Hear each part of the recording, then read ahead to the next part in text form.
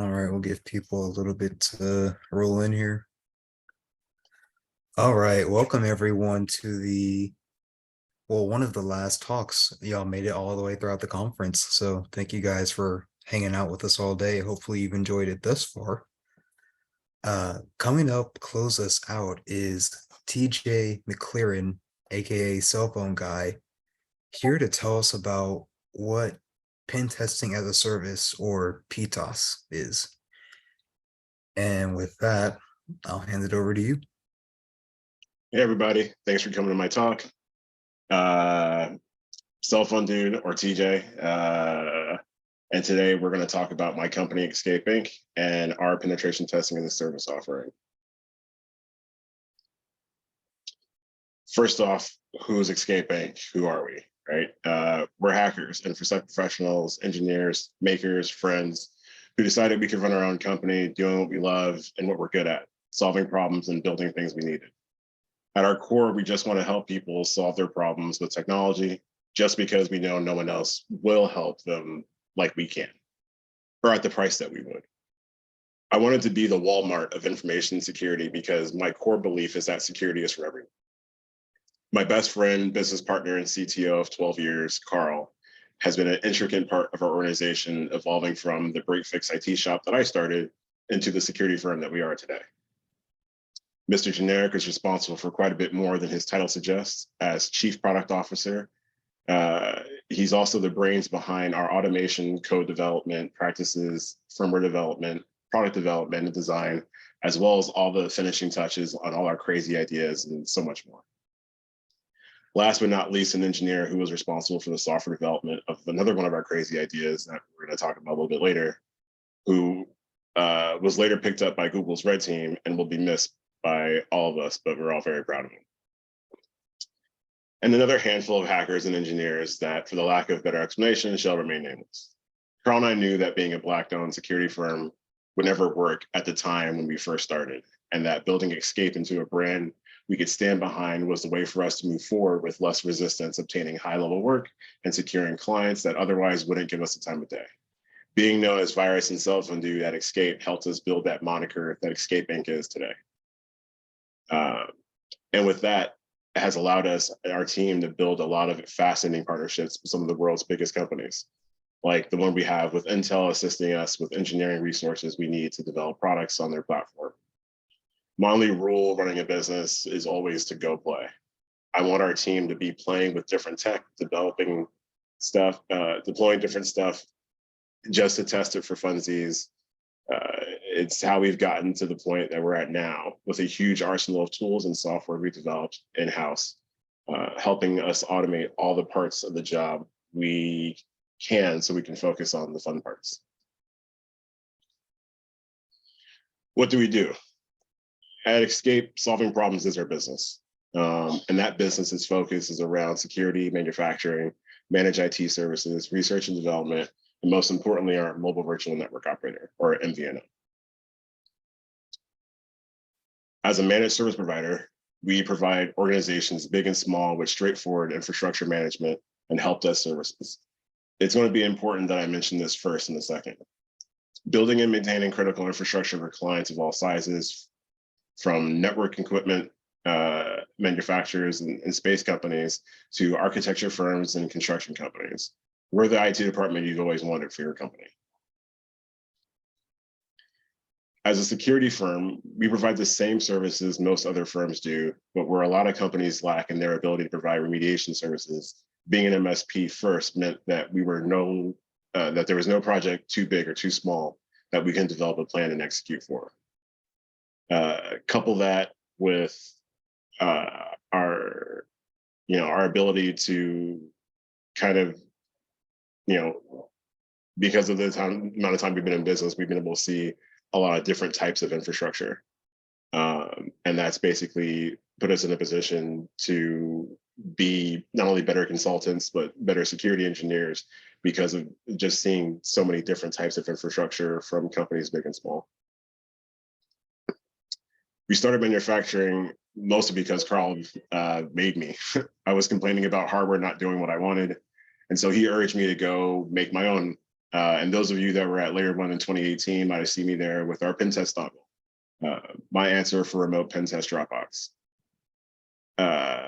The development of other pen testing devices that we had was in part due to one of our other engineers, Mr. Generic, that we brought on board.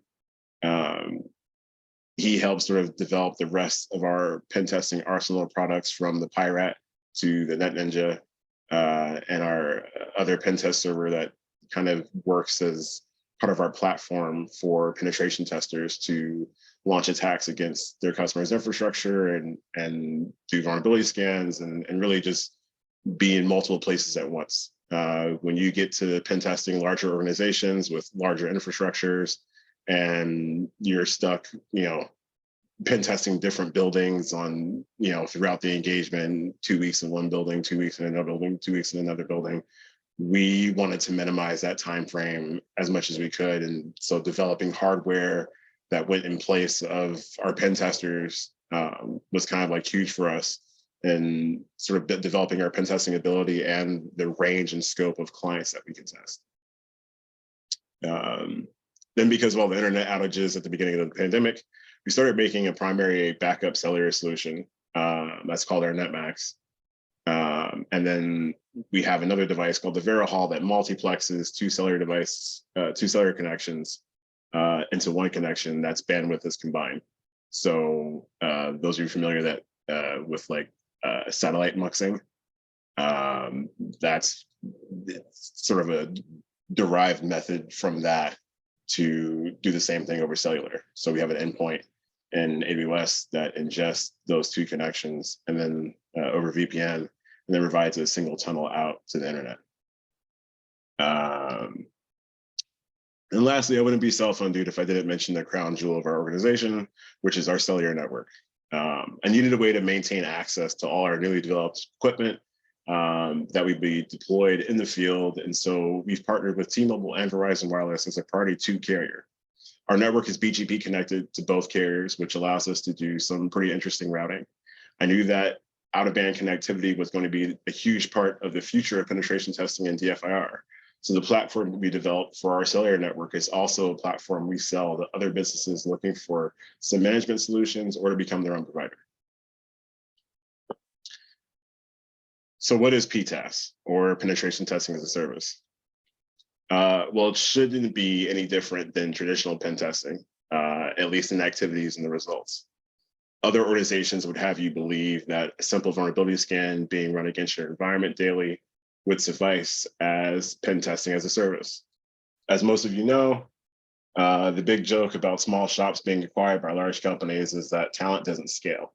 So usually we look at it like a ticking time bomb of when the notoriety of the acquisition wears off, and that talent just becomes another part of the larger cog of the machine. Our PTaaS platform is built around the idea of scaling pen testers with software, removing them from needing to be on site when all they really need is a machine powerful enough for them to work from, or as we all know it, a shell. And seeing as we're hackers, the love of solving problems, we decided to solve that problem for us. So we took some of our current projects and mushed them together into what is now our penetration testing as a service platform. This allows our team to automate about 70% of the workload from a traditional pen test and provide the same level of detailed infrastructure information daily, given a climate where breaches are being reported more frequently and targets are getting smaller. One of the other reasons why we really started looking at how to scan and enumerate and do vulnerability scanning and then from that attacking on a daily basis was just the frequency of breaches. The frequency of breaches is up so high right now that the quarterly pen test is no longer valid. You can't get a pen test every quarter and expect that inside that 90-day gap, there's not something critical in your infrastructure that might be identified as a vulnerability because it's something new that comes out in that time frame. And so we need to find a way to shift the model for how we look at vulnerability scanning and management and penetration testing into a way that can be automated so that hackers aren't spending time getting connected to our customers' infrastructure and things like that. They're spending more time actually developing and building, you know, kill chain and attack methodologies and you know, custom malware if it were to call for such. And so, you know, that still doesn't answer the question of what PTaaS is. So let me tell you a little bit about how it works the way we do it and how it's changed the workflow for our pen testers. So how does PTaaS work? The first stage for us is scanning. And so by leveraging automation for scanning, it allows our team at Xcape to complete the most arduous task at the beginning of most pen tests: access to our client's target environment with the help of our NetNinja, asset enumeration, vulnerability scanning, and exploiting vulnerable targets. Scanning open source intelligence sources or OSINT sources for evidence of compromised accounts, leaked passwords, and other private information related to the business, its owners, and key staff. At this stage, we know a lot about your business, its technical footprint, and what data about its stakeholders that's been made public or leaked. And all this data is used for the enumerations phase. During the enumeration phase, our automated enumeration engine provides a great baseline of your organization's risk exposure based on the systems and services that are in use to satisfy your organization's technical needs. Right, at this stage, our engine is scanning assets that were identified in your external and internal infrastructure scan for vulnerabilities that it might be able to exploit. Even every known exploitable system that comes up during the enumeration phase is cataloged in a database for our system to then later go and attempt initial access brokerage on it. So the next phase being the attack phase, you know, the last part of a true pen test is using vulnerable targets to gain access to an otherwise secure system to identify intellectual property or proprietary information that might be at risk during the attack. With the scanning and vulnerability and asset enumeration data, our automated system will systematically attack those vulnerable parts of your infrastructure so that one of our pen testers can spend more of their time working on exploit development, attack methodology simulation, attack methodology simulating the work any attacker would be doing for a system they deemed interesting. Because the difficulty in automating kill chain attacks, humans do the last 30% of our automated workflow to both qualify findings and launch privilege escalation attacks on systems PTaaS already gained access to through automation. And so where our system differs than a lot of other penetration testing services in the market that I've seen is that we not only have our own tooling for automating things like Metasploit and other tools for sort of getting initial access to systems, we also develop a lot of stuff in-house that works with either as a plugin or a module with a bunch of different industry-leading software that everyone knows and loves. And then the last bit or the last two bits for penetration testing as a service platform is the reporting part of it. So all of the automated attacks and then anything from the last 30% of stuff that our pen testers do in terms of trying to priv escalate and gain access to your systems, all those screenshots, code execution, code examples, all that stuff goes into our automated report system. And then so you constantly have like a live update of any vulnerabilities in your system and what our perceived business impact for your organization from those vulnerabilities. So we're not just rubber stamping a vuln scan and sending it your way. We're taking a vuln scan and qualifying all that data to ensure that it's actually something that can be used to gain access to your system so that we're not, blowing smoke when there's nothing really to chew on. And that brings us to the end of our presentation. Does anyone have any questions? I know I talk really fast.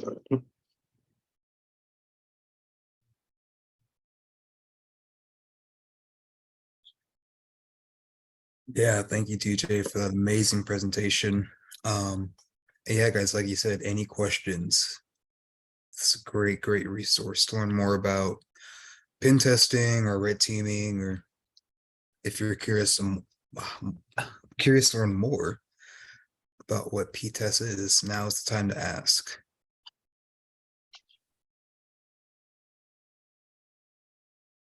So we have Yeah, so we have a question. Could you show us how to configure what we need? I could, but that'd be giving away a lot of the game for free, and I don't know if my engineers would appreciate that. I could talk out sort of some of the methodology and our thought process in how we developed our system, and so I can do, and so I guess to answer that question, is for us there's really like 4 or 5 parts, right? There's first, enumerating your target's environment. And so for that, the external environment's easy. You can do that from the cloud. Internal environment, we had 2 options, software or hardware. And I'm a hardware nerd, and I had a whole thought about how to use cellular to be the backhaul for the communication for our devices. So I'll actually go back a slide or two. So in this slide, we show here that all these activities, scanning, enumeration, attack, all happens sort of through a cloud container that then also talks to devices that are on premises. Sorry, I clicked. So those on-prem devices are sort of our key to the internal portion of this, where that I'll get to that one in a second. And so the hardware for that is really what is a key to us having access internally, where we could have run like an AMI appliance, like a virtual appliance, which is we're still also developing for cloud infrastructure stuff. But for us, it was important that we could jack into a switch. And so the device we're using has multiple Ethernet ports. And, I used it's a board from a company called PC Engines, the APU, that gentleman by the name of Shadox put me onto. It's got 4 Ethernet ports, 4 gigabit Ethernet ports, but it's also got 3 mini PCIe slots. And so 1 for hard drive, 1 for an LTE card, 1 for a Wi-Fi card that I use. Everyone's familiar with the Alpha, right? That everyone uses for Wi-Fi scanning and auditing. So we use a mini PCIe version of that with the same model number, with our own custom driver in our NetNinja. So that's just our NetNinja here that goes inside every targeted organization. And so we can not only do wired scans, we also do wireless scans to the wireless infrastructure. The hardware that me and sort of the rest of the team prefer, more so, virus and other people, we're all kind of in the x86 ARM crossover gang. ARM where we can, and x86 where we can't, just because of compatibility and usability and when I first got into InfoSec, one of the big complaints about some of the devices and other tools that were available is that you spend all your time learning about like how Linux works and how to maintain and build a proper Linux system and build kernel modules and stuff like that. And then you get something that is not a standard kernel and not a standard shell and not on an architecture that you're familiar with, and it fucks your whole workflow up. Excuse my language. But yeah, that's my answer to both of those. The question was, what hardware do we prefer? But yeah, that's kind of the workflow for us is first scanning and enumerating as much as we can about our client's infrastructure, both inside and outside, and then using not just one vulnerability scanning tool, but a lot of them. We use like 50. and scan the ever living out of our client's infrastructure, um, while taking note of every vulnerable piece of infra that we end up with this as a finding.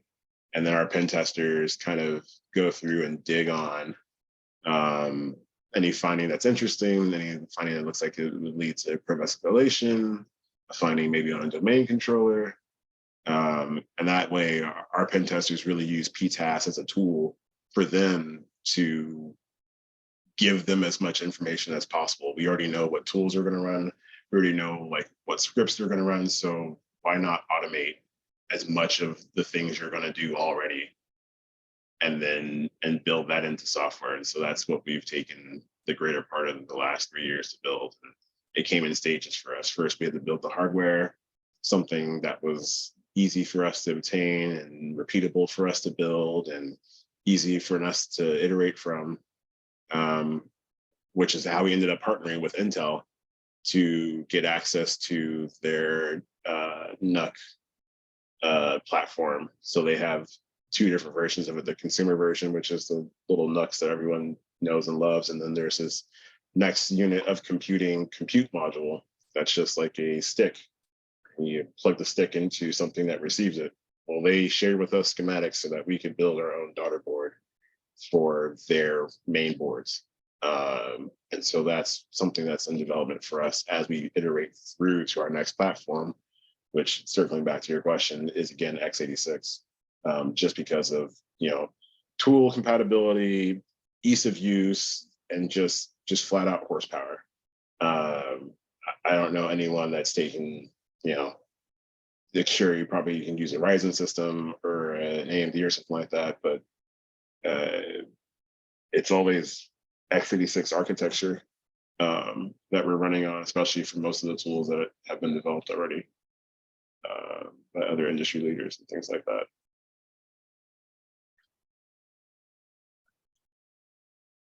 Well, I don't know if anyone has any other questions, but Yeah, last call for questions.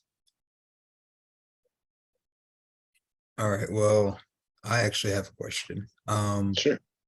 So I guess on average, how experienced is your team? You mentioned you all had already had some previous experience as pen testers and other aspects. Wow. So my CTO, Carl, better known as Virus on the internet, he's been a pen tester for probably, I'd say 15 plus, I almost want to call it 19 years. But and doing so like professionally for that amount of time and getting paid for it. So take that plus I don't market myself as a pen tester. I'm a DFIR guy. I do, I'm more blue team. I build stuff. I'd say probably combined 25-ish years experience in testing, something like that. And we've been in business for 16 years. So. Wow, that's a really cool man. All right, well, it appears you don't have any other questions. So to all of our attendees, thank you for coming out. Hopefully you've enjoyed this day here. We had a lot going on, and yeah, hopefully everyone learned something. And thank you again, TJ, for sharing your knowledge with us and just spending time with us today. Thanks for having me. It's been a lot of fun. Hopefully I didn't bore you to death. Oh no, definitely not. Well, all right. Thanks again, and goodbye, everybody. You guys have a great day.